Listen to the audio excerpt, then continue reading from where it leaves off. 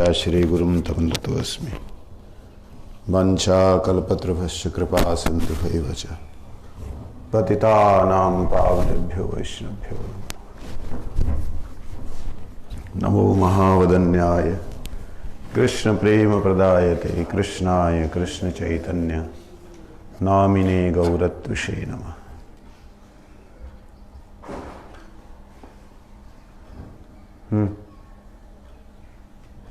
तप्त कंचन गौरंगी राधे वृंदावनेश्वरी वृषभानुसुते देवी प्रणमामि हरिप्रिय। वृंदाये तुलसी दिव्यै प्रियायै केशवस्य च कृष्ण भक्ति प्रदे देवी सत्यवत्यै नमो नमः।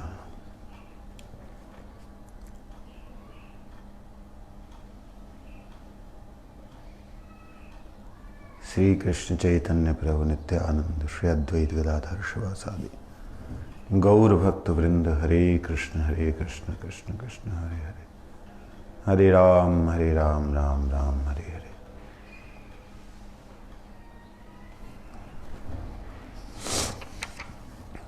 श्री जैव धर्म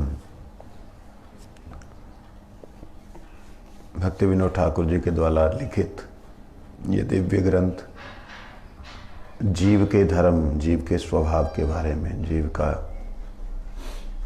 जो वास्तव में जो उसका स्वरूप है उसके बारे में वर्णन है। इसमें हमने कल परसों श्रवण किया था कि वो जो सन्यासी आए उन सन्यासी महोदय ने बाबा जी महाराज के चरणों में प्रणाम किया और उन्हें निवेदन किया कि मुझे वैष्णव सिद्धांत के बारे में बताइए। ये जो सन्यासी आए, यहाँ पर एक ही बात है कि सन्यासी महाराज का जो है नाम नहीं दिया है। क्यों नहीं नाम दिया? क्योंकि वह इतने ही बड़े सन्यासी थे कि उनके सैकड़ों शिष्य भी थे। कहीं उन लोगों को ऐसा खराब ना लगे, इसलिए उनका नाम उल्लेख नहीं किया। और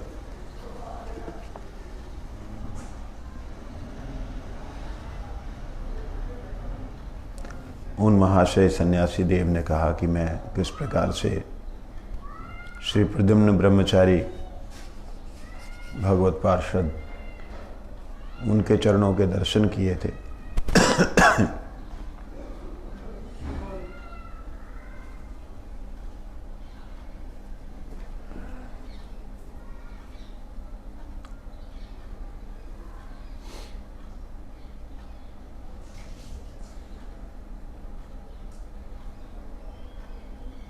यहाँ कहते हैं कि वा विप्र की वा न्यासी शूद्र कहने नाए जे कृष्ण तत्ववेता से ही गुरु है। सन्यासी हो, ब्राह्मण हो, चाहे शूद्र ही क्यों ना हो, जो कृष्ण के विषय में जानता है, कृष्ण को वास्तविकता में जानता है, वही गुरु है। यहाँ पे ब्राह्मण होगा गुरु, क्षत्रिय होगा, वैश्य होगा, शूद्र होगा, ये नहीं है। गुरु वही है जो भगवान के विषय को जानता है, भगवान को जानता है। सन्यासी ठाकुर ने विनीत भाव से परम गुरु के पाद पद्मों में साष्टांग प्रणाम कर कहा, प्रभु आप चैतन्य देव के पार्षद हैं। आपकी कृपा कटाक्ष से मेरे जैसे सैकड़ों अभिमानी सन्यासी पवित्र हो सकते हैं। आप मुझ पे कृपा करें। सन्यासी ठाकुर के ने भक्त गोष्ठी के परस्पर व्यवहार को इससे पहले सीखा नहीं था। आपस में जो भक्तों का मिलन होता है वो इसी प्रकार से संबोधन करते हैं। गुरु एवं परम गुरुदेव के में परस्पर किस प्रकार का व्यवहार देखा। उसी को सदाचार जानकर अपने गुरु के प्रति निष्कपट रूप से उसी दिन से वैसा व्यवहार करने लगे। क्या हुआ? परमहंस बाबा जी महाराज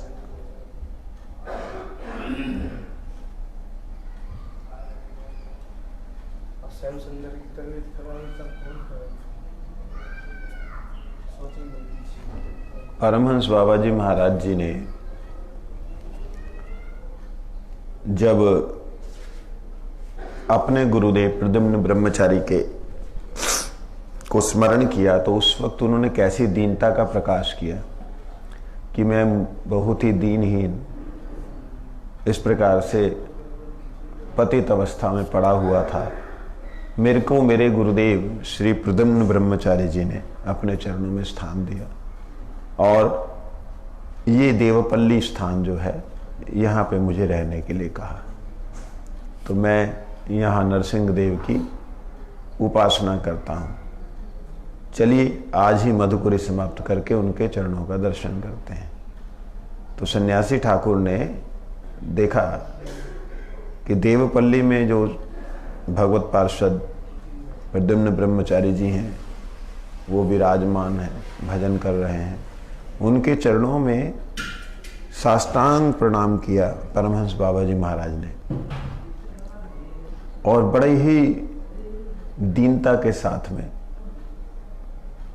उनके चरणों में बैठे। बाबा जी को जो है प्रद्युम्न ब्रह्मचारी ने उठाया, गले से लगाया, बहुत देर तक इष्ट गोष्ठी हुई। ये देख करके श्री परमहंस बाबा जी के चरणों में सन्यासी महाशय ने वैसा ही व्यवहार किया, क्योंकि इससे पहले ऐसा व्यवहार उसने देखा नहीं था। और व्यवहार करके उन्होंने वैसा ही जैसा उन्होंने अपने परम गुरु जी के साथ में गुरु जी का व्यवहार देखा, वैसा ही वो अपना गुरु जी के साथ व्यवहार करने लगे। इसीलिए कहते हैं ना, यज्जत चरति श्रेष्ठ तत्तते वितरो जना सायत प्रमाणम कुरते लोकस्तद अनुवर्तते। दरवाजा ये नहीं, वो वाला उसको बंद कर।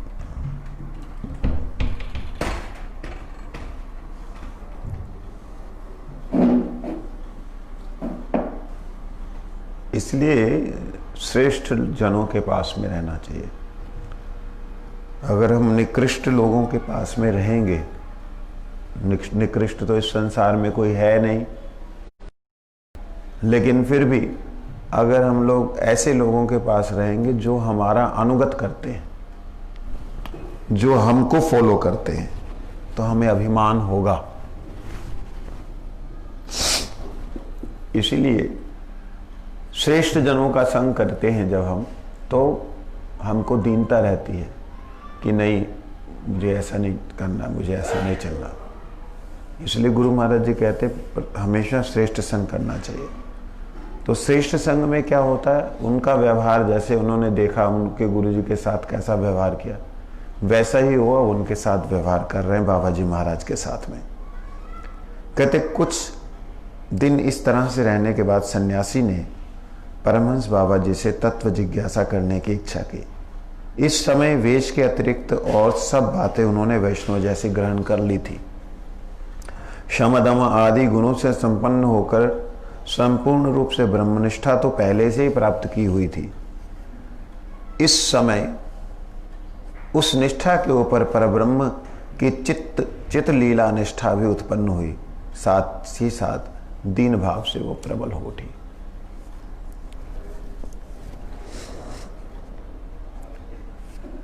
कहते हैं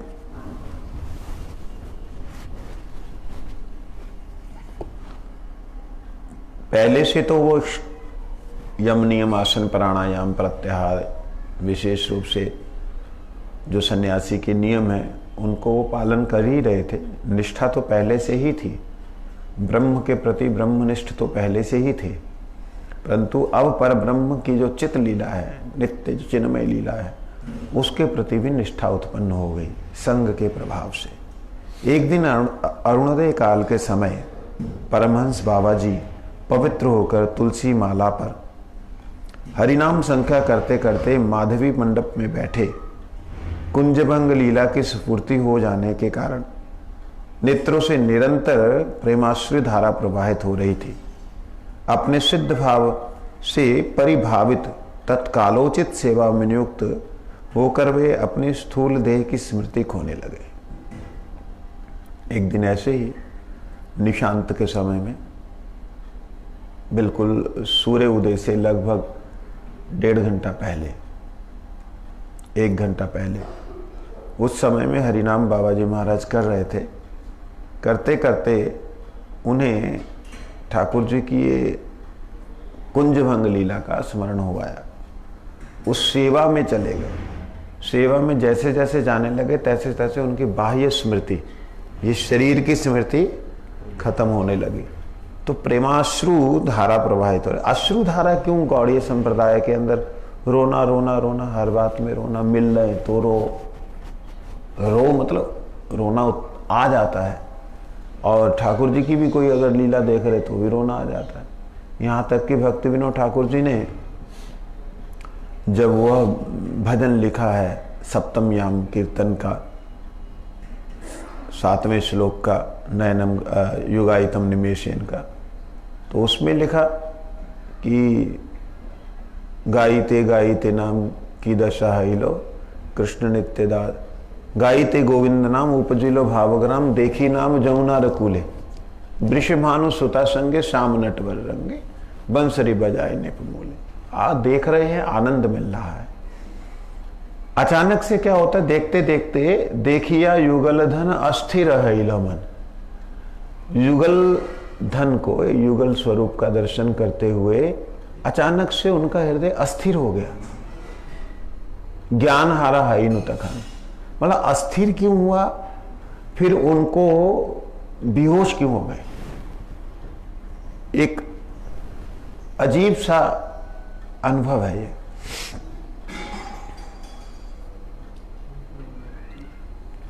अजीब सा अनुभव है। भैया आप दर्शन कर रहे हैं, आनंद से प्रफुल्लित हो रहे हैं, तो अचानक से आप विचलित क्यों हुए। देखिए युगल धन अस्थिर हैला, अस्थिर क्यों हो गए। ज्ञान हारा है नु तखन, अस्थिर क्यों हुए। तो वो बड़ी सुंदर बात है, क्योंकि जो मन है ना, वो मन इस संसार का है। संसार का मन और संसार का शरीर जब साक्षात भगवत लीला का दर्शन करता है तब उसका सामर्थ्य नहीं होता। वो मतलब मन जो है वो एकदम खत्म होना चाहता है, शेक कर देता है पूरी बॉडी को, नचा देता है पूरी शरीर को, और फिर वो इतना अस्थिर, मतलब इतना कंपन हो जाता है बॉडी के अंदर, इतना ज्यादा हो जाता है कि उसको कुछ समझ नहीं आता है। मन उसको संभाल नहीं पाता भगवत लीला को। साक्षात जो हो तो नहीं संभालने के कारण मन अस्थिर हो गया। अस्थिर मतलब ऐसा नहीं हुआ कि मन चंचल हो गया ना, उस प्रेम में गदगद हो गया, और इतना ज्यादा गदगद हुआ कि शरीर अब संभल में नहीं आ रहा, और शरीर संभल में नहीं आने से परिकंपन, शरीर में रोमांच उत्पन्न होने से वो बेहोश हो गया। मतलब जैसे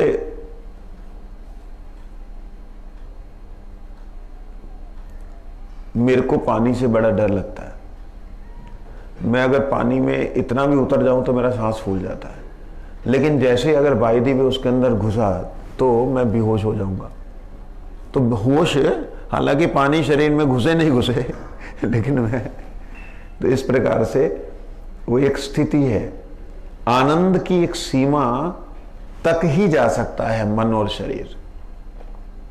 सीमा के अतिरिक्त देखने से वो एकदम ऐसी अस्थिर अवस्था में कि किसे प्राप्त करे, कौन से रूप को, मतलब रूप दोनों हैं। तो युगल छवि में से श्याम राधा रानी को देख रहे हैं तो राधा रानी के चरणों को देखते, राधा रानी के चरणों से ऊपर उठे तो उठे कैसे। लेकिन अगर बाईदी पे ऊपर देखा तो वो तो राधा रानी उनकी तरफ देख ही नहीं रही है। वो देख श्याम सुंदर की तरफ रही। अब श्याम सुंदर की तरफ वो देखे तो एकदम कैसे देखे? तो ये अस्थिरता एक दिव्य होती है। श्याम सुंदर की तरफ अगर वो देखे तो कैसे देखे? उनके चरणों में देखे या मुखारविंद पे देखे। वो छवि को देखने के लिए, समझने के लिए समय भी चाहिए। उतने समय में तो प्रलय हो जाए। तो इस प्रकार से लीला स्फूर्ति जब हुई तो उनके प्रेमाश्रु बहने लगे। देखिए, मिलन पे भी अश्रु हैं और यहां बिछुड़न हो रही है। निशांत लीला में श्याम सुंदर राधा रानी दोनों बिछुड़ रहे हैं, दोनों अपने अपने घरों में जा रहे हैं। ऐसी लीला का दर्शन है। तो इसमें उनको प्रेमाश्रु होना स्वाभाविक है कि अब श्याम सुंदर जा रहे हैं, राधा रानी पीछे मुड़ के देख रही हैं, तो वो विरह एक तरह का उत्पन्न हुआ। सन्यासी महाशय रोज करताल देना, करताल करताल आपके पीछे पड़े, पीछे पड़े, पीछे पड़े, वो पैर भी लगेंगे हमारे। सन्यासी महाशय ने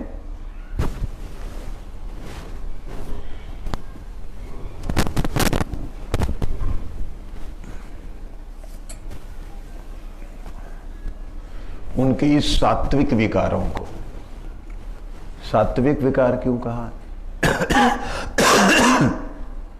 सात्विक भाग क्यों कहा? देखिए, इस संसार में जितने भी हमारे एक दूसरे के प्रति प्रेम उत्पन्न हो या राग द्वेष कुछ भी उत्पन्न हो, ये तमोगुण और रजोगुण से होते हैं। सात्विक जो शब्द यहां पे प्रयोग हुआ है, ये आत्मा से उत्पन्न हुआ है। ये रजोगुण सतोगुण तमोगुण का सात्विक नहीं है। यह है सत आत्मा जो नित्य है, उसके अंदर के उत्पन्न भाव, वह है सात्विक भाव। तो ये आत्मा के भाव हैं। इसलिए आत्मा के इन सात्विक भावों को बड़ी निकट बैठ करके देखने लगे, क्या दिव्य स्थिति हो रही है। गुरु महाराज जी का भी इसी प्रकार से 2010 के बाद से ऐसी कई लीलाएं, कई घटनाएं देखने को मिली। गुरु महाराज जी अचानक से एक दिन गुरु जी के मुखारविंद से झाग निकलने लग गए। उन्होंने सोचा पता नहीं कुछ खा लिया, क्या गड़बड़ हो गया। झाग मतलब झाग नहीं, थोड़ा थोड़ा लाट टपकने लगी। ये क्या हो गया? बिल्कुल बाह्य ज्ञान नहीं, आंखें उल्टी होके पड़ी, आंखें उल्टी है। तो ये डर गए, तो संभाला, हिलाया, वो हिलाने से लीला भंग हो गई। तो गुरुजी किसी लीला में थे, पता नहीं, मेरे को याद नहीं आ रही वो लीला क्या बताई थी। सेवकों ने बताया था कि भाई वो राधा रानी के संध्याकालीन सेवा में वो लेके जा रहे थे। शाम को भेजती है ना सखियों को, जाओ जा करके दे, भोजन देने के लिए जा रहे थे। तो वो उस सखियों को राधा रानी प्रेषित करती हैं। प्रेषिताम नेक भोज्यम सख्या नितेश शेषासन, उसमें सखीगण जो लेके जाती, तो उसमें रात जाग सेवा में थे। तो गुरु जी बोले, ओ, तो बोलो वहाँ से अब तुम बीच में हमको। उसके बाद से इन लोगों ने गुरु जी को डिस्टर्ब नहीं किया। देखते ही देखते परमहंस बाबा जी ने कहा, सखी, इस कखकटी श्रीमती राधा रानी की जो बंदरिया है को शीघ्र चुप कराओ। वो भाव में है ना, तो दूसरी से, ए सखी तुरंत इसको चुप कराओ, बंदरिया को। ये बंदरिया राधा रानी की जो बंदरिया है, इसको चुप कराओ, नहीं तो ये मेरे राधा गोविंद की सुख निद्रा को उचट कर देंगे।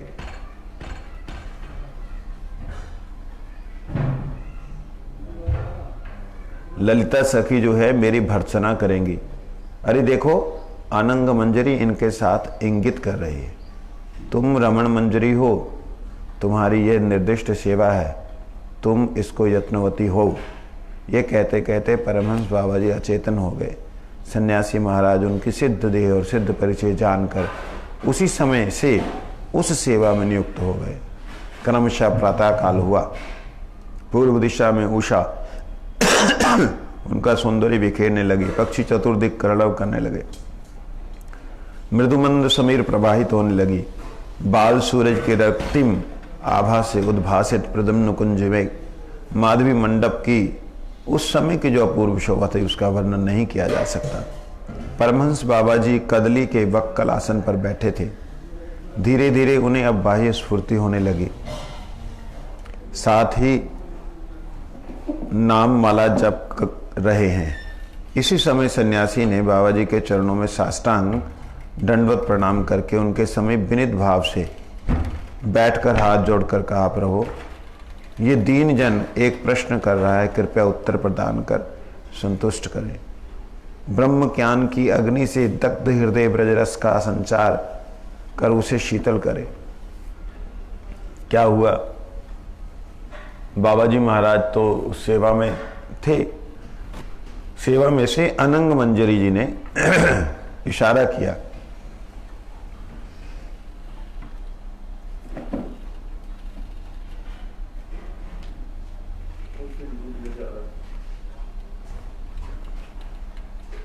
कहते तुम रमण मंजरी हो।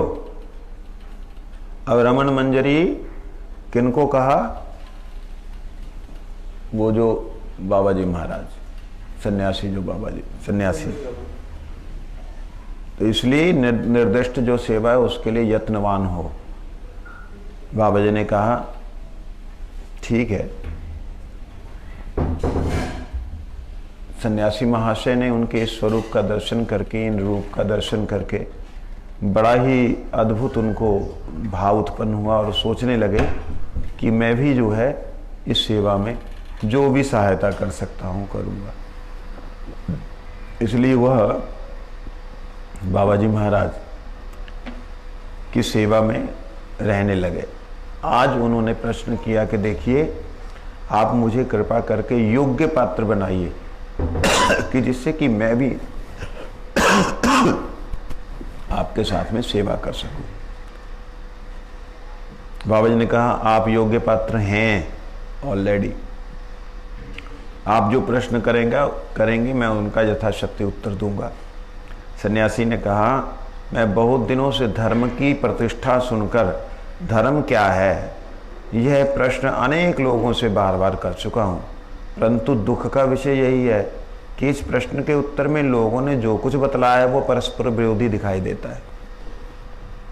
इसलिए आप कृपा करके बताइए जीव का धर्म क्या है और भिन्न भिन्न उपदेशक क्यों भिन्न भिन्न उपदेशों को धर्म कहते हैं।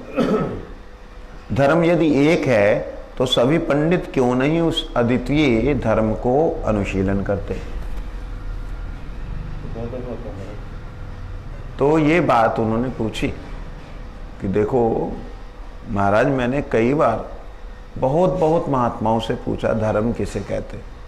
सब लोग धर्म एक दूसरे के विपरीत, जहाँ कहीं ना कहीं एक दूसरे का मिलान नहीं होता। और धर्म तो अगर धर्म जीव एक है तो धर्म भी एक ही होना चाहिए। अगर एक है तो फिर अलग अलग क्यों है और अलग अलग दिखाई क्यों दे रहा है जबकि आत्मा एक है। तो उसके बाद में श्री कृष्ण चैतन्य महाप्रभु के चरण कमलों का ध्यान करके परमहंस बाबा जी महाराज कहने लगे, हे सौभाग्यवान, मैं अपने ज्ञान के अनुसार धर्म तत्व को कहता हूं। ये नहीं है कि मैं तुम्हें जो बोल रहा हूं वो बस इसी को सर्वश्रेष्ठ मानना, ऐसा नहीं। तुम तो हजारों से मिलके आए हो, मैं अपने जो मेरा समर्थ है उसके अनुसार मैं आपको कहते, जिस वस्तु का जो नित्य स्वभाव है, जिस वस्तु का जो नित्य स्वभाव है वही उसका नित्य धर्म है। सिंपल सी बात बोल दी। नित्य स्वभाव ही नित्य धर्म है। वस्तु के गठन से ही उसका स्वभाव उदित होता है। जो वस्तु गठित हुई है, जैसे बनी है, उसी से उसका स्वभाव भी उदित होता है। कृष्ण की इच्छा से जब कोई वस्तु गठित होती है तो उसका गठन नित्य सहचर, गठन का नित्य सहचर ही होता है। वही स्वभाव उस वस्तु का नित्य धर्म है। तत्पश्चात किसी घटनावश अथवा अन्य वस्तु के संसर्ग से जब उस वस्तु का कोई विकार होता है तब उसका स्वभाव भी विकृत या परिवर्तन हो जाता है। ठीक है, तब उसका स्वभाव भी परिवर्तित हो जाता है। परिवर्तित स्वभाव कुछ दिनों में दृढ़ होकर के नित्य स्वभाव की तरह उस वस्तु का साथी हो पड़ता है। ये परिवर्तित स्वभाव नहीं है, निसर्ग है। निसर्ग स्वभाव के स्थान में बैठे अपने को स्वभाव कहकर परिचय देता है। थोड़ा सा ध्यान दीजिएगा।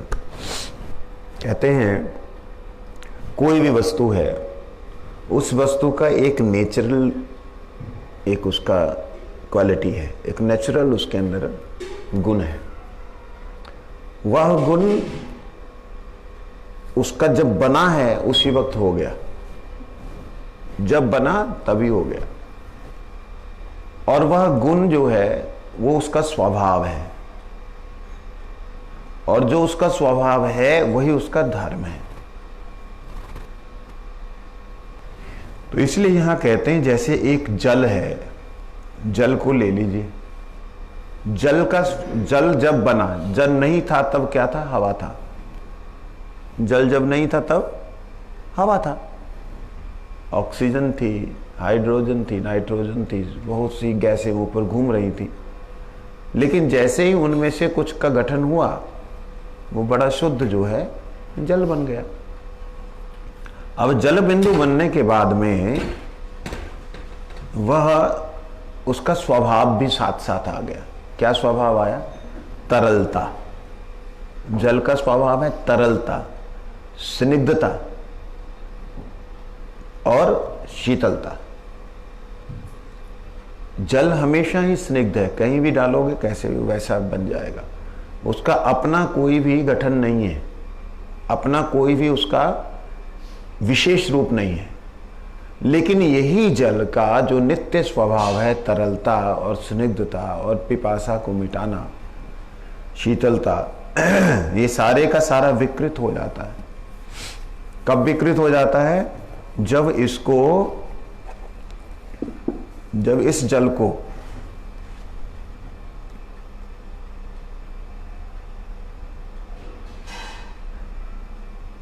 अग्नि पे बैठा दिया जाए तो ये जल उड़ने लग जाता है। जो दिखाई देता था वो दिखाई देना बंद हो जाता है। तो जल का स्वभाव बदला नहीं, जल का स्वभाव नहीं बदला, लेकिन जल का जो संसर्ग हुआ गर्मी का, वो गर्मी के संसर्ग के कारण जल का स्वरूप भी बदल गया, वो वाष्पीकृत हो गया। और वाष्पीकृत होने के बाद में, वाष्प बनने के बाद में वो उड़ने लगा। जो उड़ने वाला नहीं था वो उड़ने लगा, और अंत में जाकर के वो ऐसे लगता है कि खत्म हो गया। लेकिन क्या जल खत्म हो गया? जल तो खत्म नहीं हुआ, वो आकाश में जाकर के क्या बन गया? बादल। और बादल बनने के बाद में जब उनमें आपस में घर्षण होता है, टकराव होता है, फिर वो दोबारा से पानी पानी बन के धरती पे आता है। ठीक इसी प्रकार से इस संसार में एक ही धर्म है। वो धर्म क्या है उसके बारे में यहां आगे बतला रहे हैं।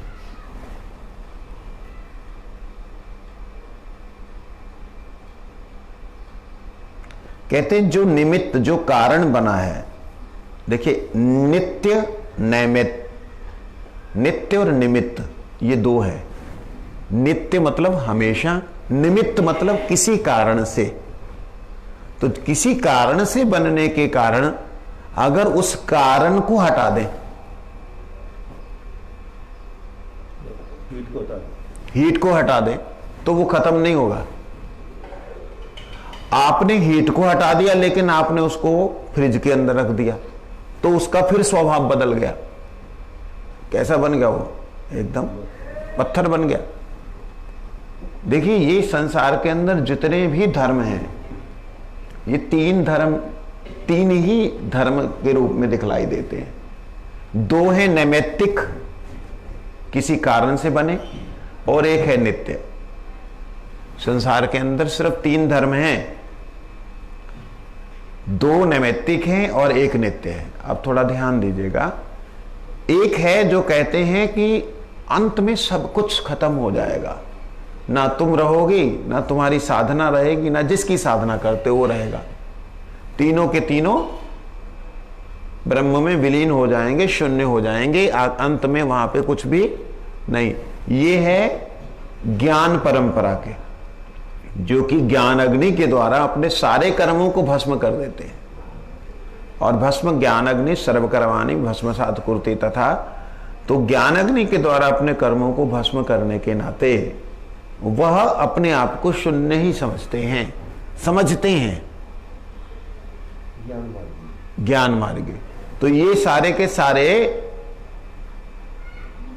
जैसे अग्नि के द्वारा शून्यता को प्राप्त करता है जल, ऐसी अवस्था वाला जितने भी पृथ्वी के अंदर इस भावना में भावित हैं कि सारी की सारी कॉन्शियसनेस, सारी की सारी आत्माएं एक हैं और सब की सब खत्म हो जाएंगी, जब शरीर खत्म होगा तो सब खत्म हो, जो ऐसा सोचते हैं वो ज्ञान मार्गीय, ये अग्नि का संसर्ग प्राप्त है। और एक है स्थूल, बर्फ की तरह कठोर, वो कहते हैं कि हमारा धर्म ही धर्म है, बाकी सब कुछ भी नहीं है, बाकी सबको मार डालो, काट डालो, कोई भी इसमें रहना नहीं चाहिए। वो पाषाण की तरह, पत्थर की तरह बन जाते हैं, क्योंकि उनको चारों तरफ से बंद करके उनको यही बताया जाता है कि तुम पत्थर हो। बचपन से उनको बताया जाता है कि कोई भी जगत में चीज है तुम्हारे लिए है, मछली है, ये है, वो है, जो भी खाना पीना सब तुम्हारे लिए है। इस प्रकार का जो कठोरता की शिक्षा देने वाले हैं, वो मानो कि जल को फ्रीज कर दिया जाए। परंतु भगवत कृपा से और जन्म जन्मांतरों के संस्कारों से कभी वह उस फ्रीज अवस्था से निकल करके बाहर आ जाए तो वो पुनः जल की अवस्था को प्राप्त होगा। ऐसे ही जो हवा में उड़ा हुआ जल पुनः ऑक्सीजन के मिलने से ठंडा हो जाए।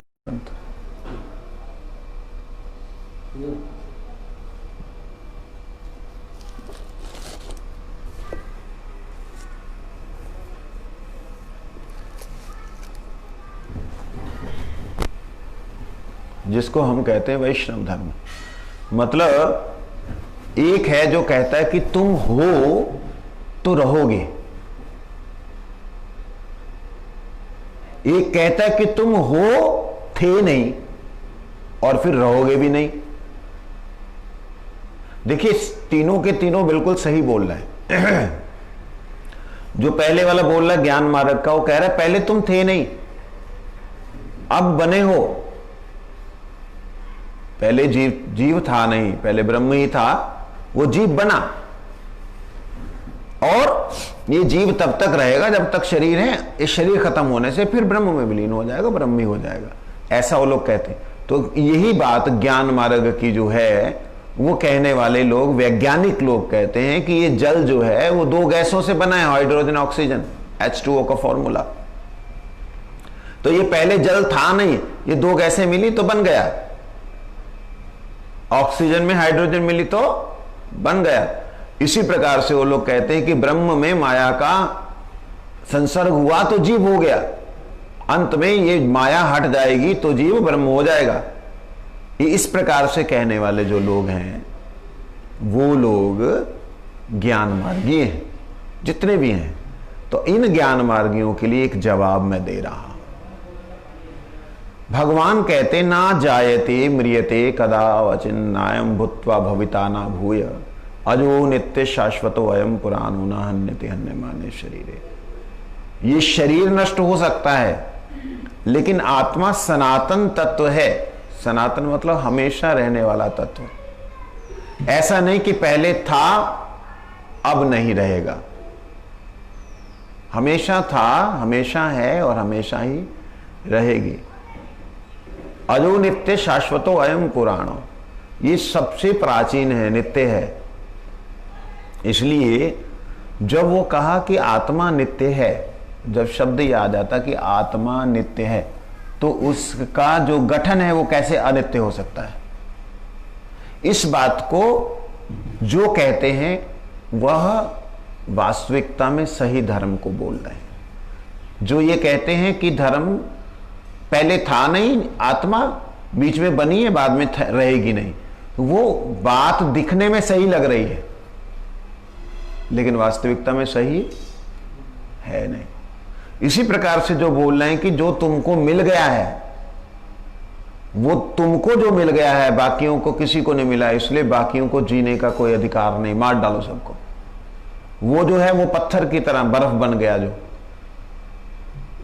वो आताताई लोग इस जगत में जो रहने वाले हैं, जो दूसरों का भी मार करके खाने वाले लोग, जो केवल अपने आप के ही धर्म को धर्म कहते, बाकियों को किसी को नहीं मानते, ऐसे लोग जो हैं, इन लोगों के लिए शास्त्र कहते हैं ये सब नैमित्तिक धर्म है, किसी कारण से बने हैं, ये वास्तविकता में धर्म नहीं है।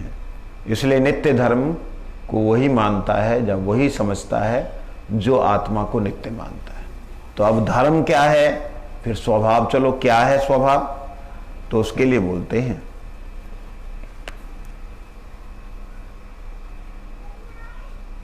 सन्यासी ने पूछा, महाराज आपने कहा नित्य धर्म, जो स्वभाव है वही धर्म है, तो ये स्वभाव क्या है, स्वभाव शब्द का क्या अर्थ है? परमहंस बाबा जी ने बोला, वस धातु से, वस धातु में अर्थ से अगर तू प्रत्यय लगाया जाए तो वस्तु होता है, अतएव जिसका अस्तित्व यहां प्रतीति है वही वस्तु है।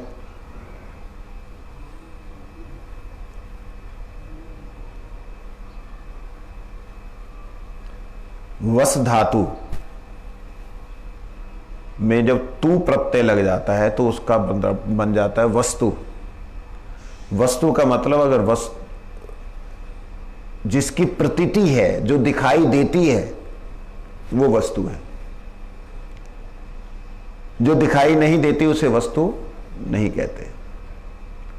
तो वस्तुएं दो प्रकार की हैं, एक है वास्तव, एक है अवास्तव। वास्तव वस्तु परमार्थ भूत है, अवास्तव वस्तु द्रव्य गुणादिक रूप है। वास्तव वस्तु का अस्तित्व या सत्ता है, अवास्तव वस्तु केवल प्रतीत होता है, प्रतीति की जगह सत्य होती है केवल, और किसी जगह केवल मात्र भान ही होता है। जैसे उदाहरण के लिए यहां बोल रहे हैं, जो वास्तव वस्तु है, जो नित्य वस्तु है, जो वस्तु अनित्य नहीं है, जो हमेशा रहने वाली वस्तु है, वह वस्तु का स्वभाव, वह वस्तु का रूप, वो वस्तु का जो गुण है वो हमेशा ही रहेगा। अब आप कह सकते हैं कि यहां बोला जो वस्तु दिखाई देती है, आत्मा तो दिखाई नहीं देती, इसका मतलब आत्मा नहीं है। कहते ऐसा नहीं है, आत्मा दिखाई देती है। आत्मा आत्मैव दर्शति, आत्मा जो है वो आत्मा ही देख सकती है उसको। अनात्म वस्तु आत्मा को नहीं देख सकता। जैसे उदाहरण के लिए कोई व्यक्ति अगर पूछे आपका मन है, तो आप क्या कहेंगे? है। अच्छा मन है? हाँ है। दिखाओ तो क्या आप मन को दिखा सकते हो? इसका मतलब मन नहीं है? नहीं, मन को देखने के लिए आपको मन की आंखों से देखना पड़ेगा। कैसे देखेंगे मन को मन की आंखों से? आप रात को जो स्वप्न देखते हो, वो सपने में तो शरीर आपका ये वाला सोया हुआ है, लेकिन उस सपने के अंदर आप शरीर से सारी क्रियाएं कर रहे होते हो, सभी तरह की क्रियाएं। तो जो सभी तरह की क्रियाएं हो रही हैं उसे कहते हैं मन। जो कर रहा है, जो बना रहा है, जो रूप दिखला रहा है, वो मन है। इसका मतलब मन को आप देख रहे हो, मन को उस शरीर के रूप में देख रहे हो। इसका मतलब मन देखा जाता है। अच्छा, देखने वाली आत्मा है, अगर आत्मा देखने वाली ना हो तो मन कहां से दिखाई देगा, सपना कहां से दिखाई देगा? मुर्दा थोड़ी ना कोई सपने देखता है। सपना तो आत्मा देखती, चेतन तत्व देखता है। तो इसलिए कहते हैं ये दिखना, दिखने पर भी ये वस्तु है। ये क्या है? वास्तव वस्तु का अस्तित्व ये है कि कभी कभी ये प्रतीत होता है, दिखलाई देता है, और कभी दिखलाई नहीं देता, लेकिन ये वास्तव में है। और जो ये अवास्तव है, इस वक्त दिखलाई दे रहा है, ये जो इस वक्त दिखलाई दे रहा है, ये अवास्तव है, ये हमेशा नहीं रहेगा। जब ये हमेशा नहीं रहेगा तो इसके संसर्ग से जो कुछ भी है वो हमेशा नहीं रहेगा। समझ में आ रहा है?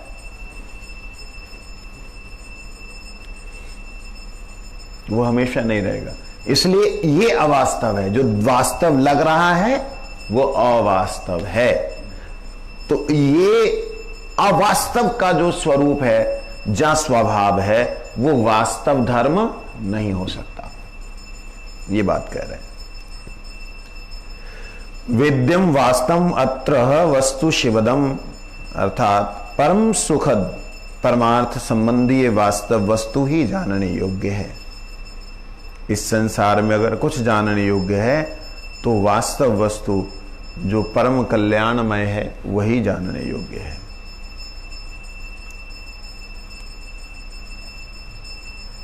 उसके बाद में कहते हैं, देखो इस संसार में 3 तत्व हैं जो जानने योग्य हैं, और जो नित्य तत्व हैं वो हमेशा हैं। क्या क्या है? आत्मा, परमात्मा और माया। ये 3 तत्व हैं, यही जानने योग्य हैं। कहते इनमें से किसी एक को भी जान लोगे तो मुक्त हो जाओगे। माया को भी जान लिया ना सही तरीके से, तब भी मुक्त हो जाओगे।